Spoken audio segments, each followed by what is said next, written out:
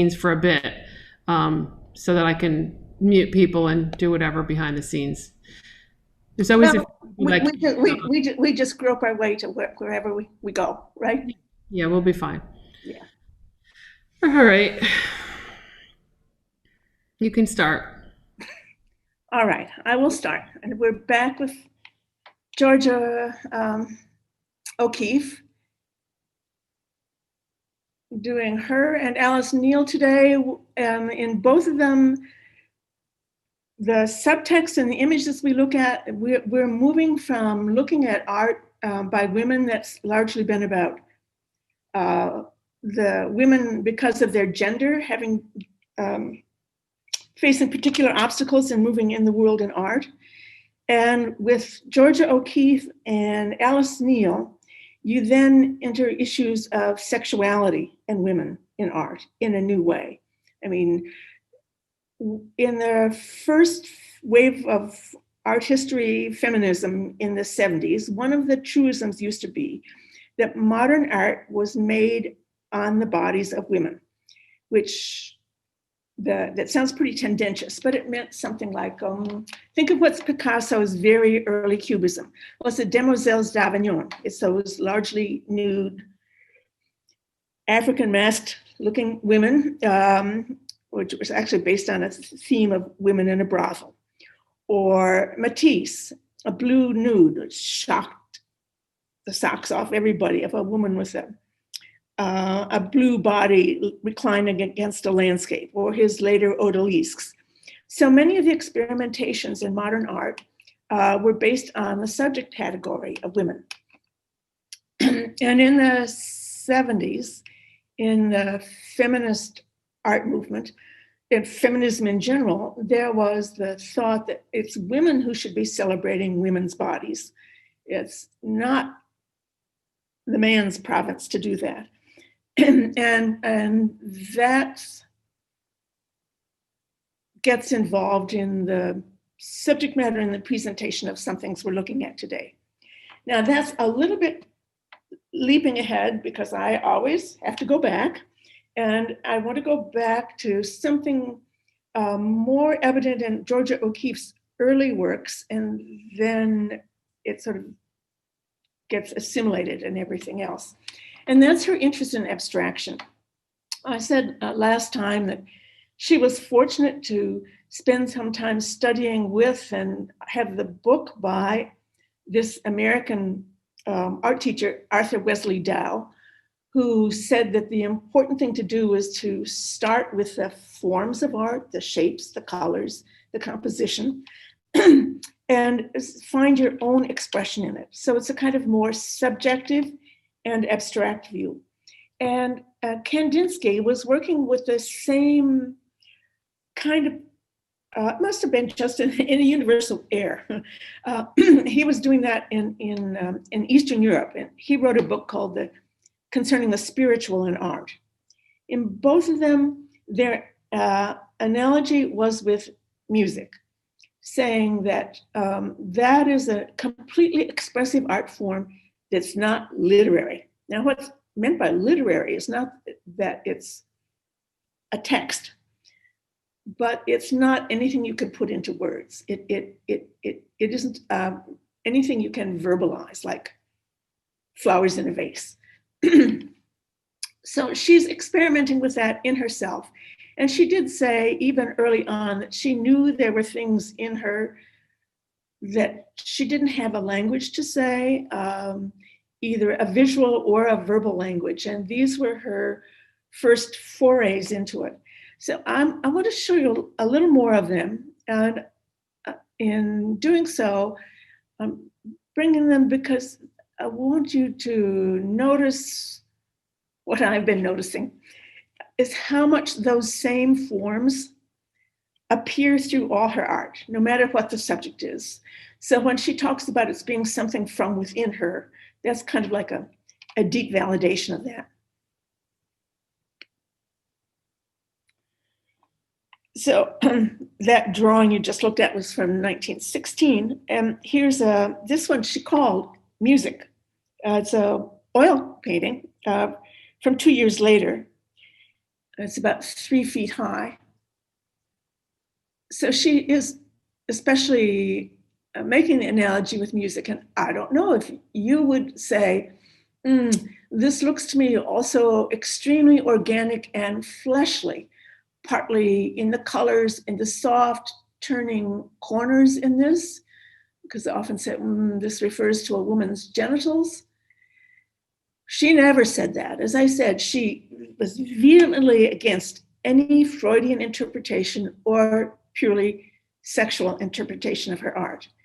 But here's one where it's these forms, wherever they come from within her, these soft, curving, non-geometric, folding, gradually shifting toned colors, they're there.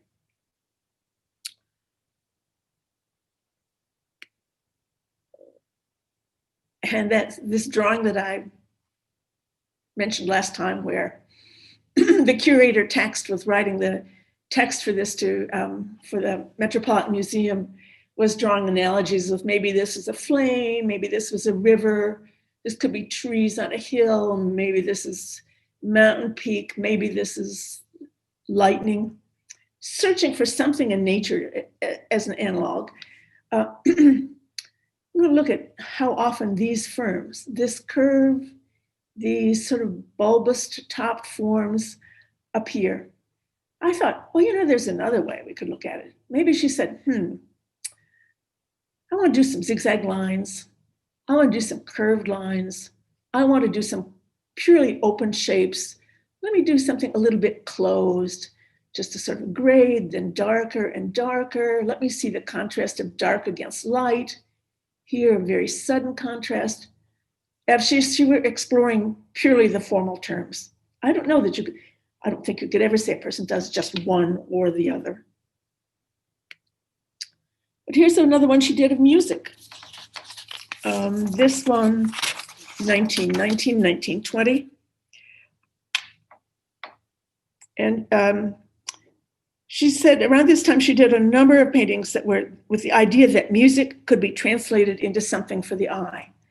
But here, isn't it interesting? The shapes aren't the same as what you just saw in that drawing. But again, she puts the more geometric straight line forms on the left side, then some organic ones over here. Some of these shapes are also similar to what was in that one you saw before.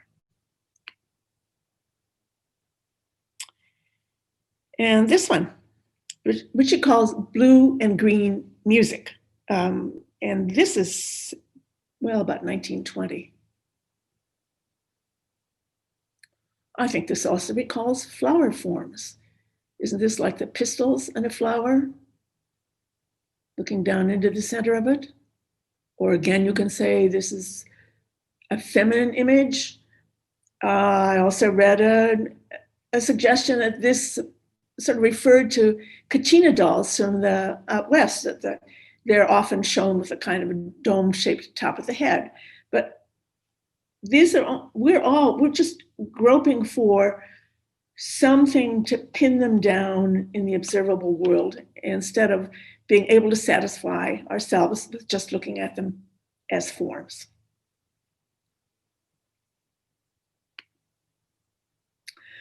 The other thing I wanted to mention, we looked at a couple of her buildings that she did in the 20s when she and Stieglitz were living in a hotel in Manhattan.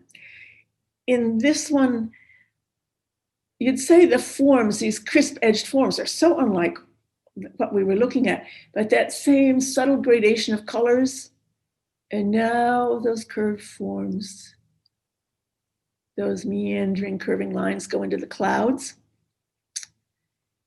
And we have a circle with something as if deep in the center. And then the other thing which is different, and that is this sense of this shooting perspective of looking from below. It's not exactly something that's actually called technically a worm's eye view. This would be a pedestrian's view, but you're aware of these great looming structures. This one actually is looming over you as they move up like that. Well, where did that come from? Stieglitz was doing the same thing. And when he did this photograph of her in the 20s, it was something common in photography at the time. So her painting is influenced by the most modern art form, which was photography. And then we saw this one we looked at where she was as a kind of rebuttal to what she considered male art of all geometry. She did this one called My Shanty. And I want to show you another one she did also when she's up at Lake George, where this came from, a couple years earlier, this one.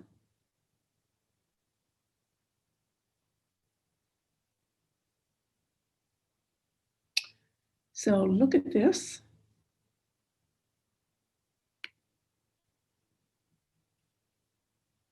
So you say, well, that's George's signature, isn't it? She may try to be like the guys in doing this, showing she can do what the guys do. But here's the essence of her back there too. So the flower paintings. I mentioned, and I brought in several this time, just to say a little more about them. One is that you can't trust what she says, because at one point she says, oh, flowers just, cheaper than a model. And others, how much she enjoyed flowers. And in fact, she was a gardener.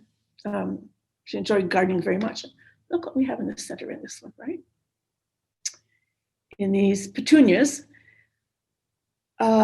she always said that these were not in reference to the female form, even a suggestion of softness here. No. It's always Stieglitz who promoted them that way. And he, in press releases, in prospective buyers, in anything, he always brought out the sort of latent sexuality in these images. And I have discovered that she wasn't exactly the innocent victim in this. It could have been totally unwitting. I found in one book I was looking at some of her very early watercolors. She did they're very loosely painted of female nudes. And they were done around the same time of those first drawings. And she, I think before she even sent them to Stieglitz, she mentioned them to him. She says, I've been doing some watercolors of myself in the nude. So she's already bringing that thought frame into their relationship. And I guess, and from what I'm reading, that they did always have an extremely strong sexual bond, even when they didn't live together and he was having an affair with someone else. So I mean, a bunch of affairs. But so there was in their connection always this I would say leitmotif underneath it. But she was frustrated and stymied by his presentation of the flowers that way, although that meant them sold extra well.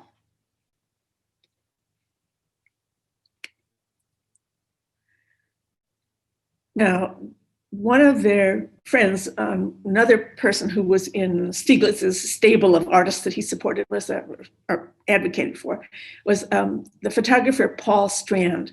And I have just brought in two Paul Strand's photographs. This is, I guess that's part of a car, right? Although I had a lot of trouble figuring it out exactly, how you get this angle. And here's another of his. You're just looking into a series of bowls. You see that cropping so that forms lose their, quote, literary identity when you don't even know what these are. Are these bells? Are they flowers? Are they well, they turn out to be bowls. But by cropping them, then what you just concentrate is on the form, on the lighting, on the composition. There's a book in the Montclair Library I discovered we have. I haven't read it, by a woman named Carolyn Burke. And it's about Stieglitz, her name, Burke. It's about Stieglitz, Strand, OKeefe, and then Strand's wife, their lives, their ideas, and it sounds pretty good. So then here we have her black orchid. This one, the orchid, iris, it's 3 feet high, and it's 1926. Evidently, Stieglitz himself was fairly shocked when he saw these, because to him, the equivalence with the female genitals was just too overt. Although, I went to get a photograph of a black iris, and even the curve of these inner petals here and looking deep in, you see the way they arch at the top here, their frilled edges. She's kept that. See, there's the bearding on it.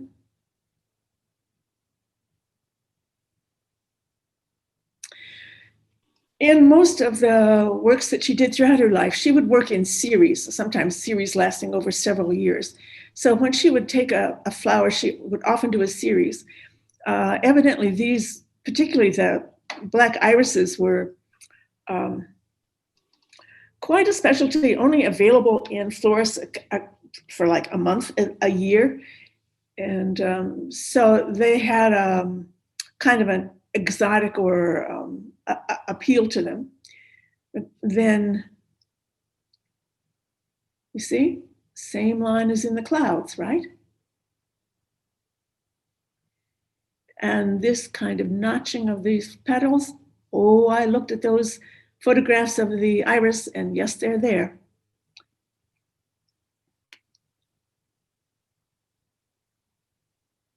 So we go back to Rachel Reusch's iris at the top of the composition. This is just a way of marking the change of the centuries. So here we have one. This represents the Trinity. It's deeply symbolic. It's symbolism that would be understood by everybody and is related to faith. To this, personal, physical, potential symbolism.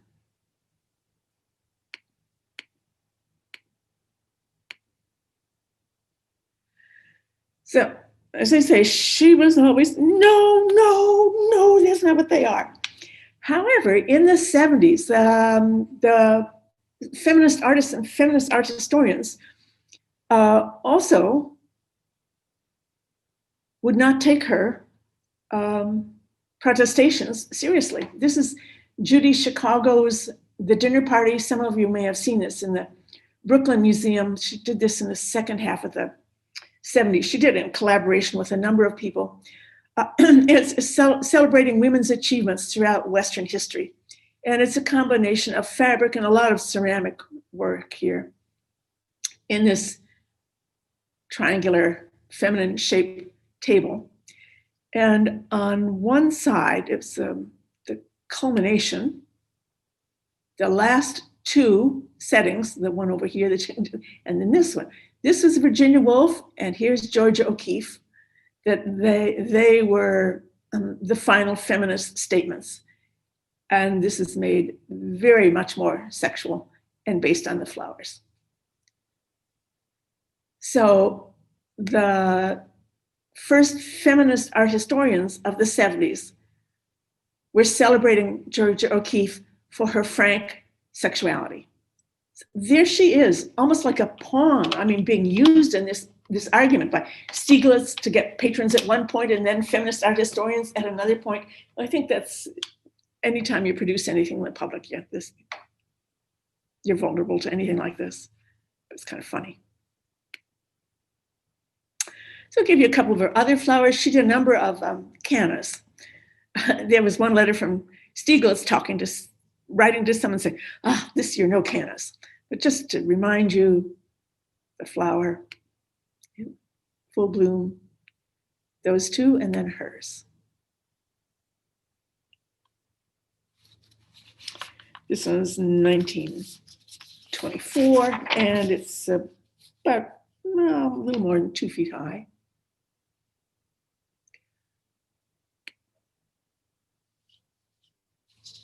(1926).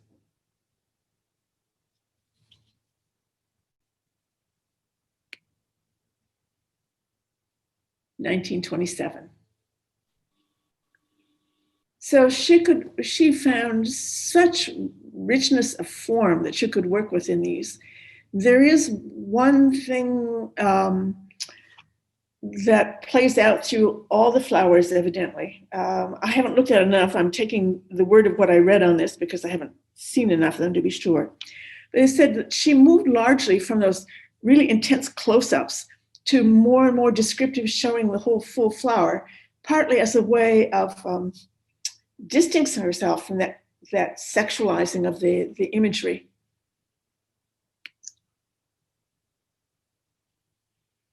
This one is called an abstraction, but it's a white rose, 1927.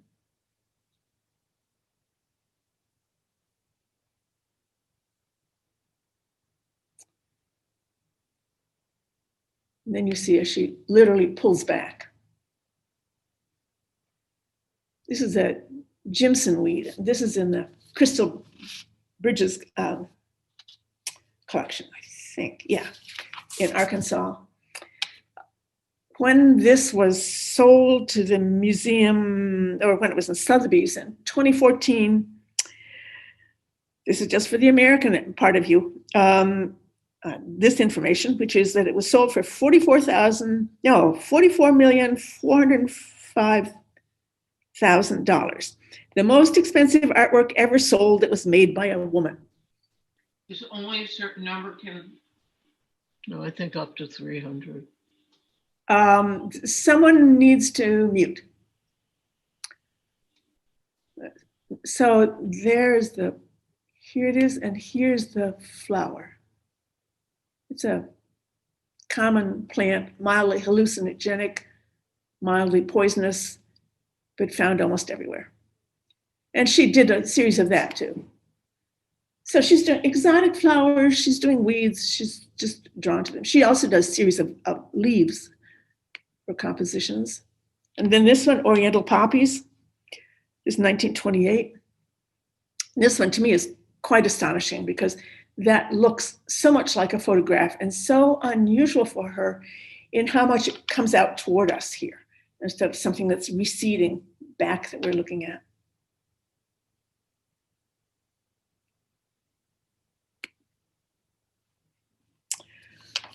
So from 1929 on, she started spending part of the year out in New Mexico. Now, she was not a pioneer in that.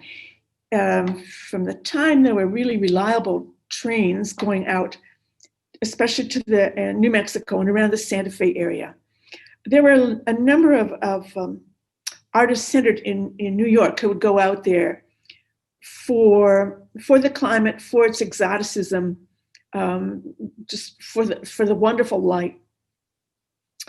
And for her, when she got to New Mexico, she essentially felt she was home. So the light's different, the landscape's different, everything is different. Somehow it's just her. Interestingly, Stieglitz never went out, but she would go out for half the year and paint up a storm. Someone out there taught her how to drive, so she had that Model A, and she would go off on her own, and she would go off into the barrens and paint and draw, and also take her charcoals with her. And she went on canoeing trips. She took hiking trips. She just really immersed herself in the landscape. And she would paint settings in sequence, almost the way that she had done with her flowers. This is one of the first ones she did. after she was moving out there, and she said, this is called The View from My Studio.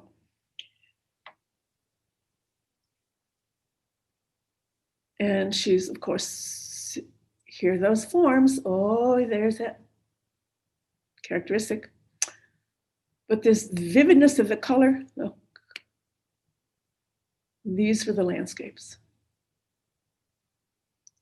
Now, I don't have this precise landscape. I imagine there's someone who's taken a photograph of it, because almost everything that she's painted, someone has gone out and tried to find the exact spot. But there it is with us. Very distinct striations in the color.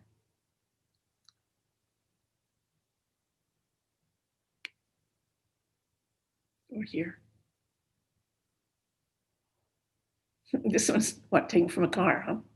But this one is especially close to what we're going to look at in a moment too, where it's like looking across the landscape. These are kind of little scrubby little cypress trees down here. And such a blue sky. See? This is called the Pedernal, this particular mountaintop. She said, at one point she said, it's my private mountain. It belongs to me. God told me that if I painted it enough, I could have it. And in fact, her ashes were scattered across the top.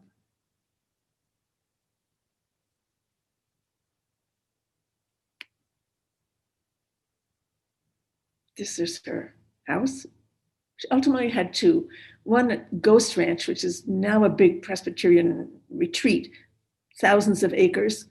And then very near there in the town of Abiquiu, she had another place too. After she moved there, ultimately in 1949, she spent part of the year in one and part of the year in the other.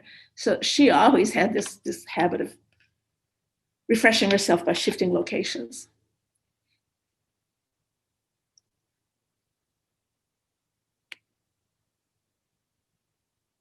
Let's say Pedernal from the road. Maggie, Yeah. What is her medium? What is she painting in? Most of it, I look at this one and I think this looks like a not very good reproduction anyway. But this is an oil. These are oils. She did do watercolors all the time too, but these are oils. See, this you couldn't do that right there in oil. Although the way this gradual shifting, you could.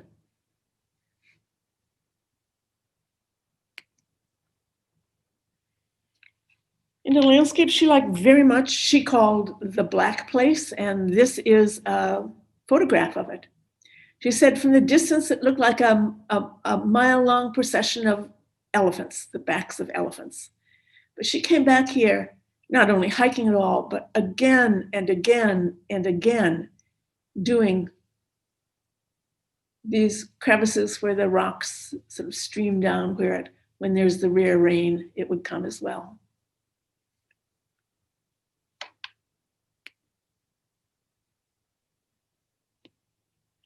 As in this one, it's called Black Mesa Landscape.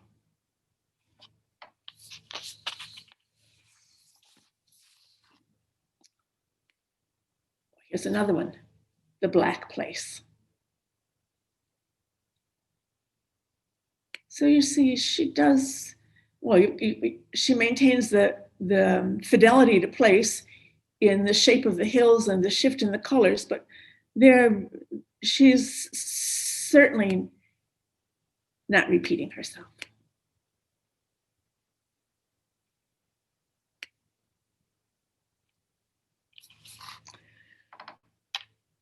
Then, so she did just straight landscapes, and then she began working with bones. This particular painting is cow skull with red and blue, and this is quite well known, this particular one, red, white, and blue. It's in the Met. when I gave a series on the art of the 1930s, this is how I thought I was going to get to Georgia O'Keeffe, because this is a painting that she did in response to cultural preoccupation in the 30s, like what is specifically American? It's different from European art. She had been always exulting in her Americanness, that she only knew about, she hadn't been to Europe, she only knew European art secondhand.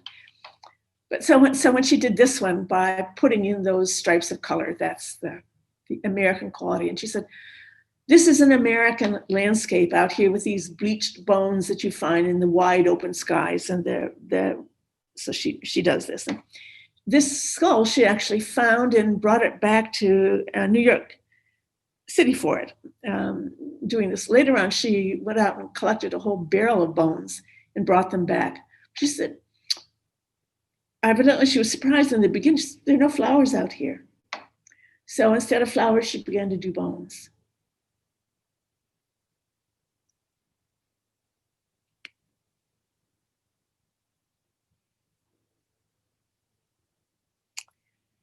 This is Ram's Head, White Hollyock, New Mexico.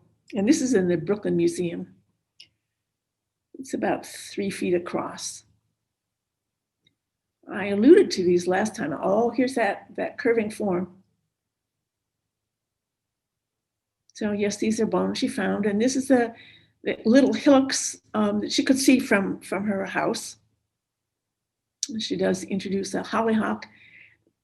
At a later point, she was reminiscing with someone about this. She says, oh, I don't know, I probably found that hollyhock sometime out planted in my garden when I was walking over out to the hills, and I must have picked it up. So she brings it in. For some people looking at these, they say, oh, well, now she's become a surrealist. And certainly surrealism was a viable movement in art in this time, this is 1935. Here, I'll give you a Magritte. Let's see that. I don't know if I even kept the date of this one. Well, it's earlier than the 1930s, but it's called The Listening Room, where Magritte is an avowed surrealist, where he uses objects with great scale disjunctions, as this apple filling the room, as a way of making people pay attention to small objects. Although he, in general, did never want to fully explain what his works meant. That was part of their being super real or surreal. She's not working from that same sort of conceptual framework, it seems. It's more as if she were dealing with this as if she's taken a landscape and then thinking of the whole thing as a flat canvas on which I put something in the center, and then just slightly to disrupt the near symmetry, I'll put the flower to one side. So she's thinking still more like the Kandinsky Tao rather than the,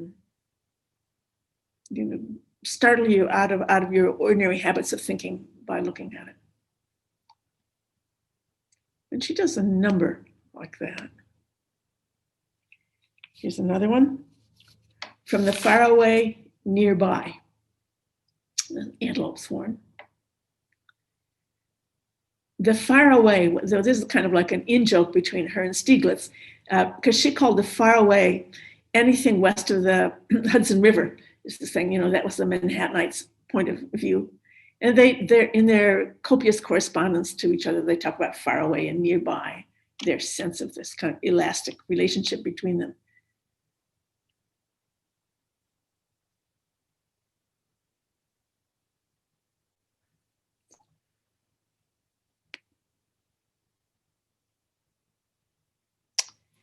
And later yet, she started work with bones against the sky in yet a different way. This is a series that are just called the Pelvis series. And here's what, I just read to you what she at some time told someone. When I started painting the pelvis bones, I was most interested in the holes in the bones, what I saw through them, particularly the blue from holding them up against the sky. They were the most beautiful things against the blue. The blue will always be there, as it is now, and even after all man's destruction is finished.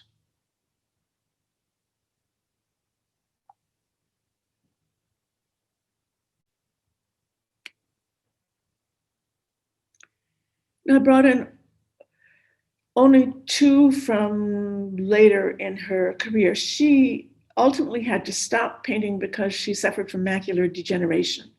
For a while, she was able to continue to draw, and she had assistants to help her. But then ultimately, she couldn't do anything. But in her later life, she, instead of moving just from one of her places to the other in New Mexico, she then began to travel the world. She went everywhere, and she did paintings of Machu Picchu. She did paintings of Japan. She went everywhere. And she also continued to develop her style, her interest in her styles. This is called My Last Door. This is 1952. The image, the photograph was taken with just a slight tilt, as I think you can see here. This gray line should be parallel across the bottom. These very faint grays, they did move up on an angle. She did a series, these are the door of her house. Now, this is from the early 50s when there was hard edge abstraction.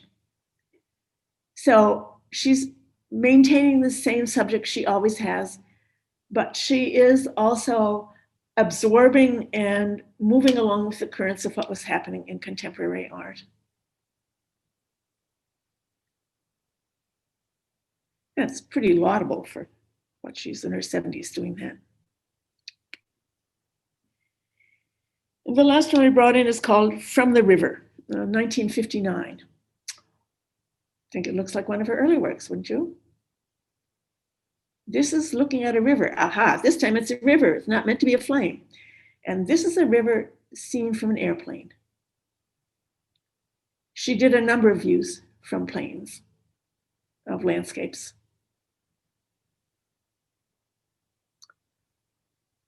So in some senses, it's coming full circle, or actually all this has been just moving around the still center, which is her aesthetic sense and her painting sense that stayed the same always. All right. She wrote her autobiography, and there are so many books, and there are movies. There was a TV documentary on her. You can follow out lots and lots more. And we'll move on to Alice Neel. It's not that I get to see you, so I don't get to see any reaction, which I tend to think, and I tended to think last time when I mentioned, oh, we're going to see Alice Neel. It was kind of like, okay, like, this is not a woman with a kind of reputation until recent decades that Georgia OKeefe enjoyed throughout most of her career.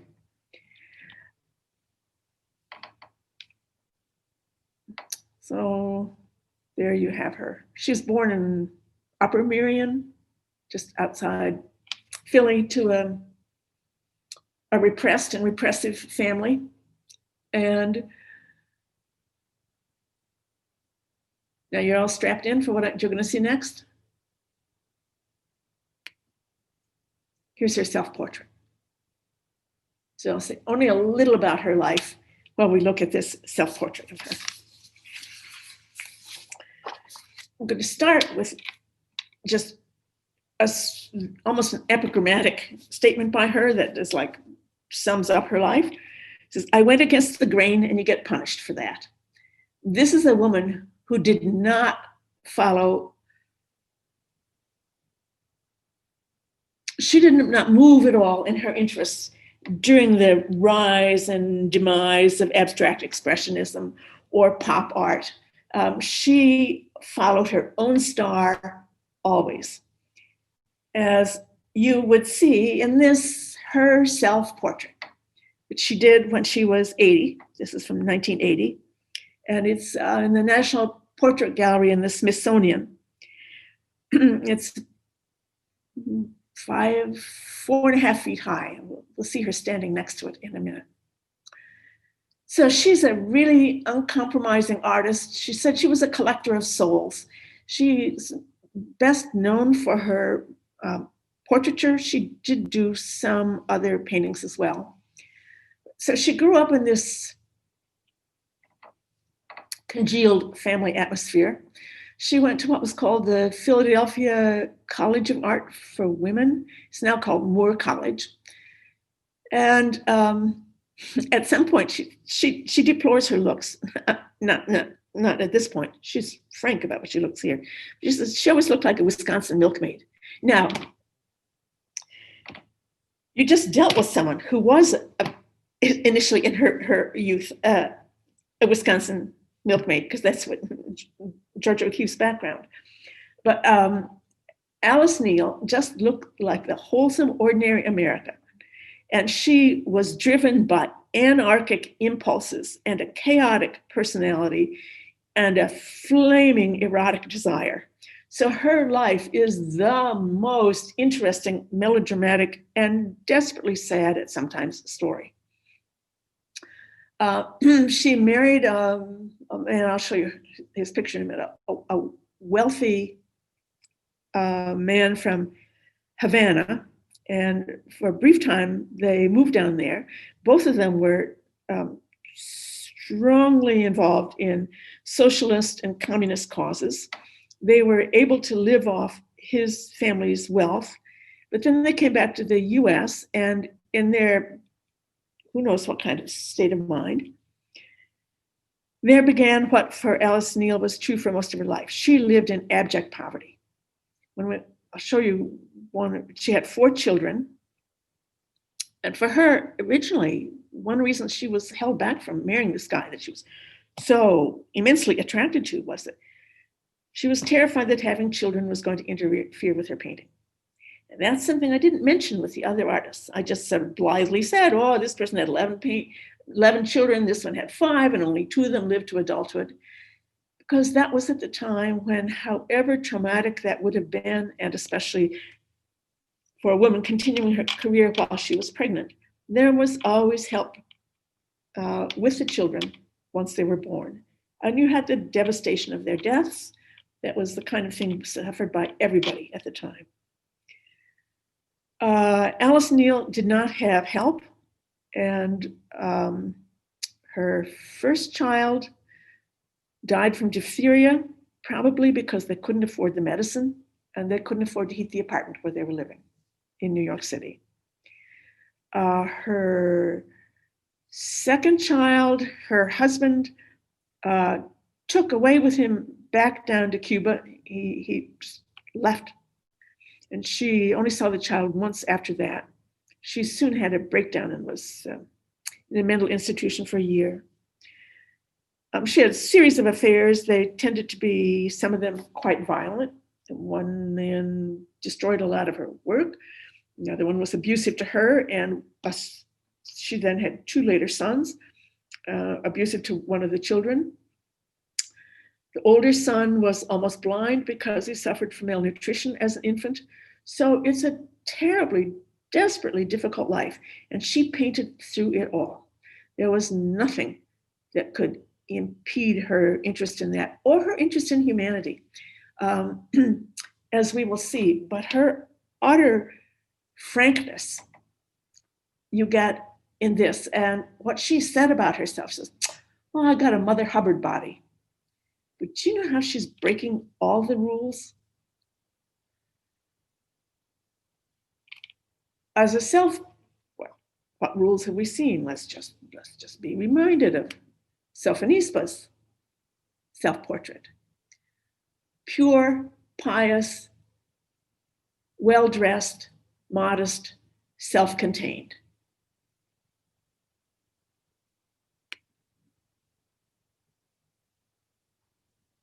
With no pretense, no glorification. The only cloth she has is a painter's rag. Looking keenly out at us, of course, she's looking into a mirror. She was left-handed, and this will be correctly showing that she's left-handed. She had a terrible time with her feet. That's very clear. And she shows all the ravages of time on her body.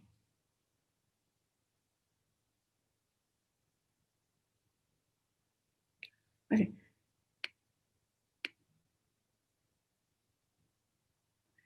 She will characteristically, and especially in her later work, uses a kind of this free outline as she just paints with blue.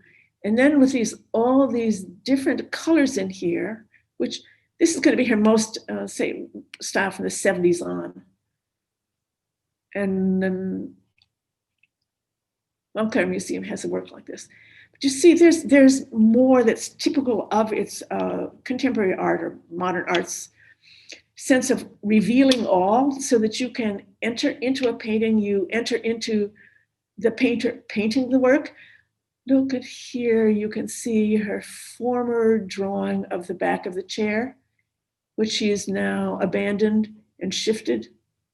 And sometimes she shifts parts in the body. And then of course there are areas that are colored and some left plain. Some of the yellow comes scrubby down here. So it's autobiographical. It's the autobiography of a painter painting. And this is what she looks like. I think it's fabulous. She's very much talking with other artists as well. She's keenly aware of her art history, because the multicolored patches in this face, well, what did I say at the beginning about the feminist complaint that modern art was made by colonizing the woman's body, and Matisse was one who did it? Well, this is Matisse's woman with a hat. This is just a detail of it from 1905. But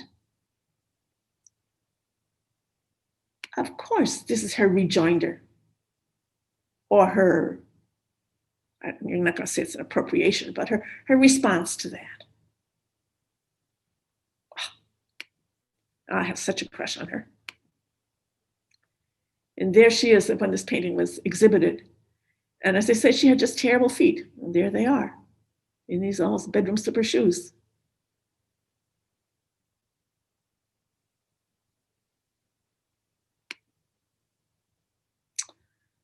And just so that you should know how art was the most important thing to her, other than her family, her friends, and her sex life, here she is in her studio. And what is also clear, she paints people.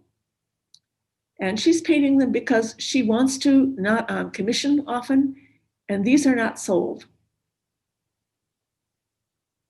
So it's like a compulsion, a drive to paint. This is a very early one she did of her husband, Carlos, in 1926, before they got married, where he's very dapper, slender, mustachioed, in a very German expressionist style. She adapts a lot of different styles as she's finding her way into her own. There he is with a glass of something to drink and rather moody. So they go to Cuba and she's shocked by the poverty. She does this couple, poor beggars, in the same extremely expressive style. Very thick paint.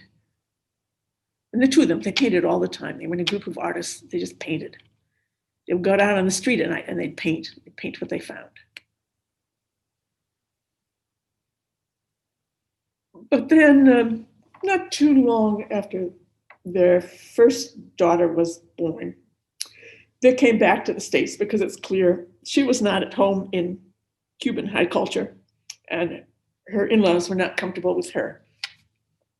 And she started to paint kind of like, well, this is a watercolor, sort of satirical works that for the communist magazine, The Masses. She did a lot of work for the Workers' Party, and she was an avowed communist. She was always very interested in the plights of the poor. That's quite witty. That's just called contrasts. And this is a painting she did in 1930 called Degenerate Madonna. It's actually a portrait of a friend of hers who was a woman that everyone said was kind of decadent. There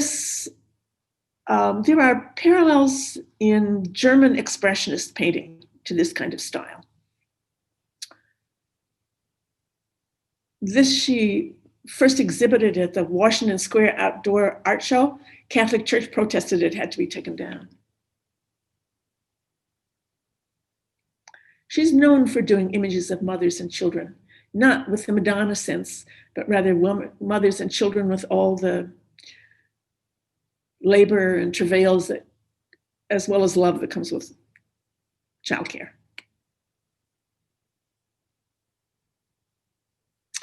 So after Carlos, the first baby, died, then they had another child, and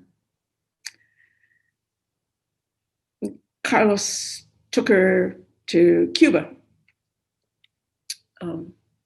without letting Alice know that's where they were going. So Alice moved back in with her parents, who were, of course, as ever, disapproving. And she would every day commute into Philadelphia, where two of her old art school friends shared a studio. And she went in every day and just painted all day long with them. And I'll show you portraits she did of the two of them. This one is, the woman's name was Ethel Ashton. Now, again, they're German artists who are like a parallel to this kind of cropping and this kind of expressive painting. Ethel Ashton most definitely did not like this. But here's what Georgia O'Keefe said about this. She said, many, many years later, to the interviewer, "Don't you like her left leg on the right, that straight line? You see, it's very uncompromising.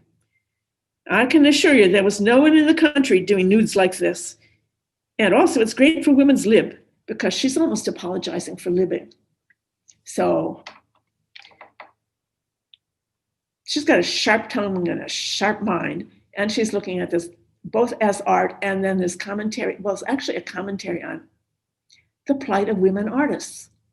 Women in art were seen as models, not as the painters. And so here you have a woman painter who's being painted as a model. And she did the same for her roommate, Rhoda Myers, in this one. And this is very much a response to Matisse's doing nudes seated in floral chairs, and also Matisse doing one with a woman with a hat like this. So again, it's a painter who has become the model of a woman painting her. So they're pretty sharp. And this one's just downright funny. Joe Gould, this is from 1933, as you can see here. He was, now she's living down in Greenwich Village in her standard extraordinary poverty, and with which particular man at that time, I don't know. She had affairs with a couple painters, a couple musicians.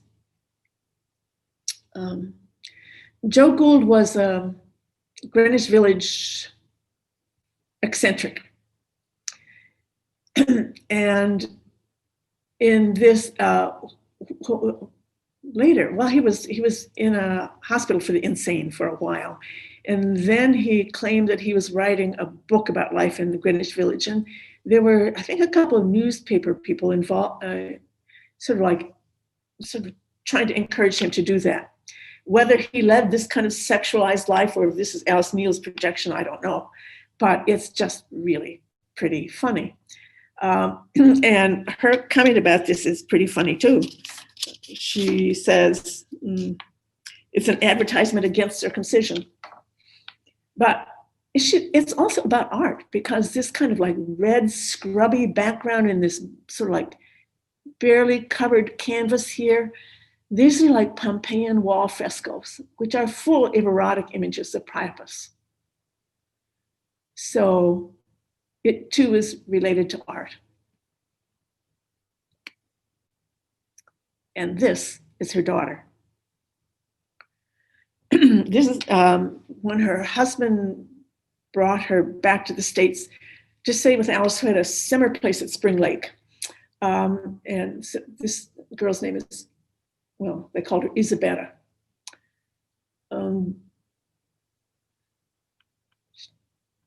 Alice only got to see her a couple times.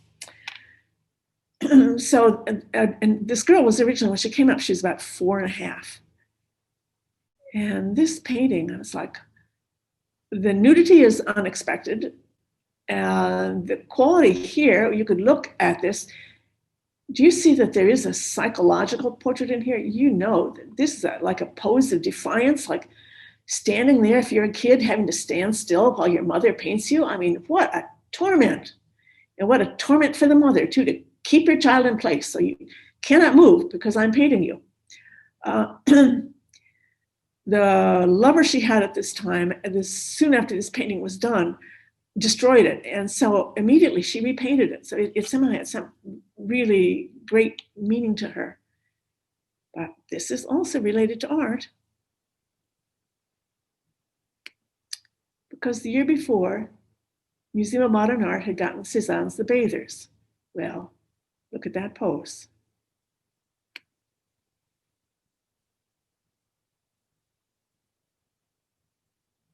So same thing as we saw with Artemisia. You see life and art combining to create something new.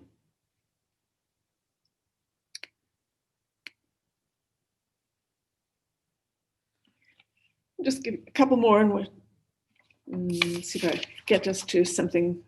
Oh, yeah, wow. See if I can get you to 3 before we move on to next week. This is a poet named Kenneth Fearing. He was down in the Village too, and he did sort of symbolist poetry. This is a 6th Avenue L wrapping around the back here, and a lot of the images here are related to passages in his poetry, and he had just recently become a father. So this is like his son here. This skeleton pouring out the blood, she said that he just poured out his blood in his poetry. So this is, again, a lot like German art of the 1930s.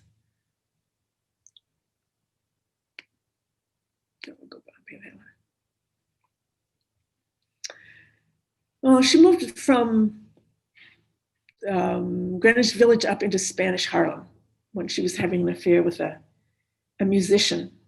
And she got deeply involved with the lives of the people around her. She never seemed to have the sense of like the patronizing care for the poor and the downtrodden, but absolutely identifying with them and their humanity because she was living on the same level they were.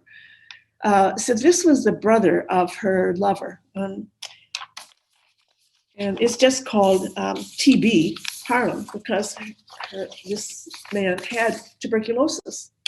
And at the time before there was penicillin being used, I read that the treatment that would be given was that they cut a hole between the ribs to puncture the lung. So here he is in bed. And she says, oh, it's like a crucifixion. And people say, oh, well, maybe that's from this shape.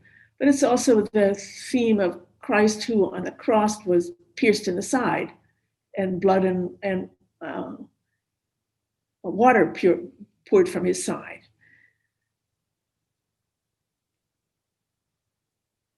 They stayed friends for a long time. See how freely she's painting now? She's changing her way of working.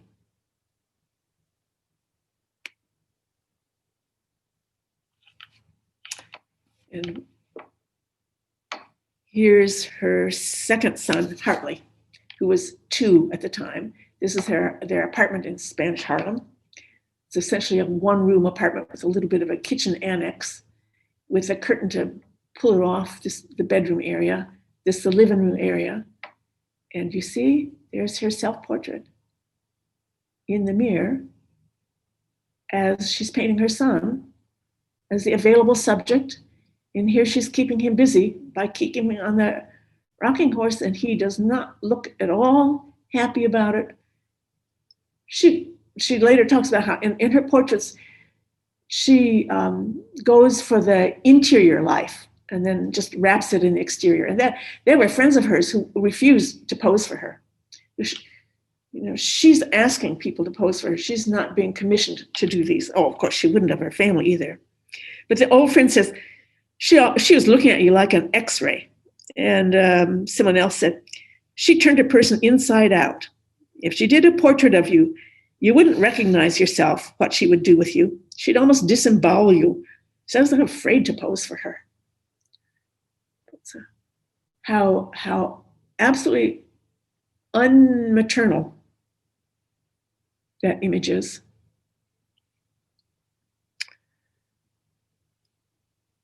And I will stop with this one. This is her older son at age 5. This is the one who is legally blind because of malnutrition. I suppose no vitamin A, no cod liver oil when he was a baby because they had almost no food.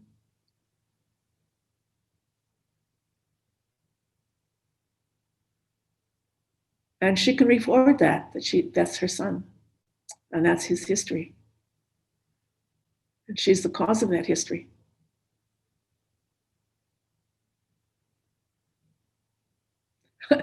You know those big soulful eyes and those portraits by Keene, those little kids with those massive black eyes, all this sentimentalizing. Oh, how different. All right, it's time. I'm stopping sharing. I'm again so interested if you have anything you want to say in chat. And this was the thing I need to be reminded of. I remind myself. There's no, we don't meet next week. We have a week off because it's Veterans Day, and then there will be one final class with more Alice Neal and 2 architects in the final class. Thank you, Maggie. You are welcome. You're welcome.